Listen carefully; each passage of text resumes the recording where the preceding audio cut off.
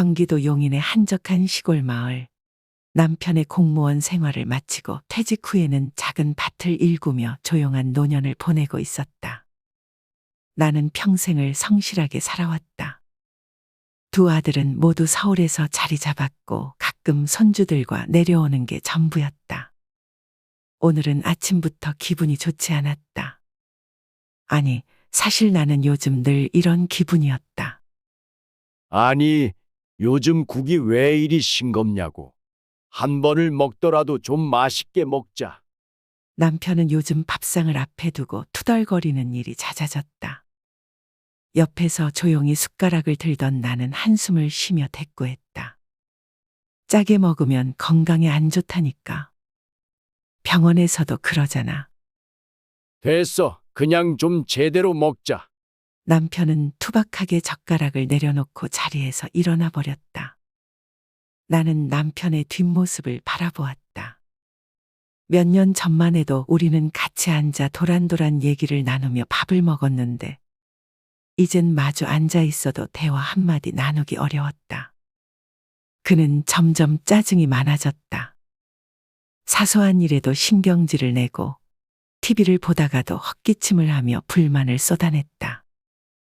나는 그에게 잔소리를 하지 않으려 했었지만, 이제는 말조차 섞기가 힘들어졌다. 내가 변한 걸까? 아니면 당신이 나를 필요 없다고 느끼는 걸까?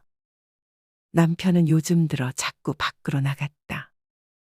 장에 좀 갔다 올게. 예전에는 나랑 같이 가던 사람이었다.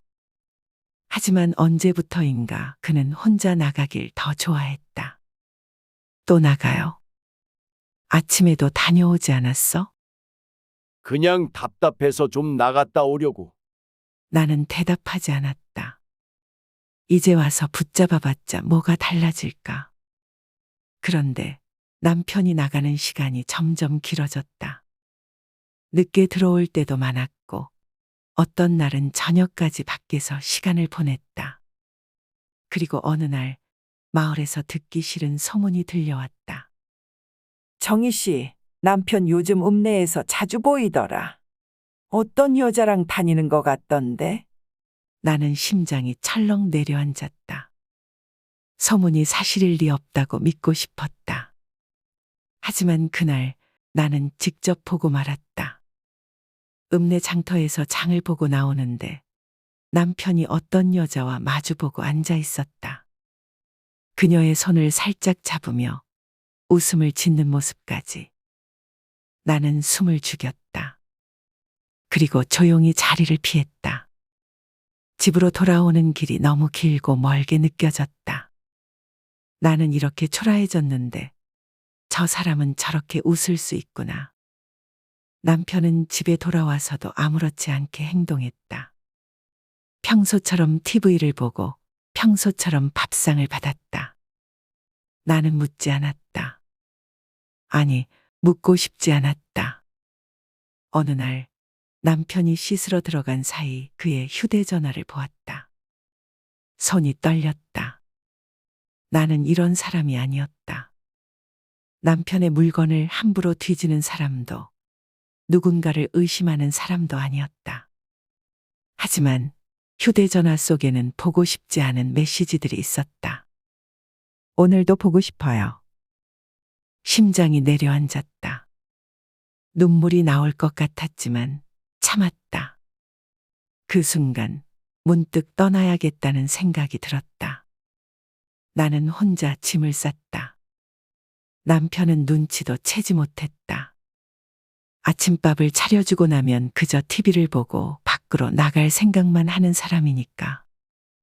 식탁 위에 작은 쪽지를 남겨두었다. 더 이상 당신 곁에 있을 이유를 모르겠다. 나도 내 인생을 찾아야겠다. 그리고 나는 그 집을 떠났다. 나는 돌아가지 않았다. 아니, 돌아갈 마음이 없었다. 그 사람은 내가 떠난 걸 알고 있기나 할까? 처음엔 좋아했을지도 모른다. 이제 잔소리하는 나도 없고 싱겁다고 불평할 밥상도 없으니까. 하지만 시간이 지나면서 달라졌다. 남편은 몇 번 전화를 걸어왔다. 처음에는 짧은 메시지도 남겼다. 어디야? 나는 답하지 않았다.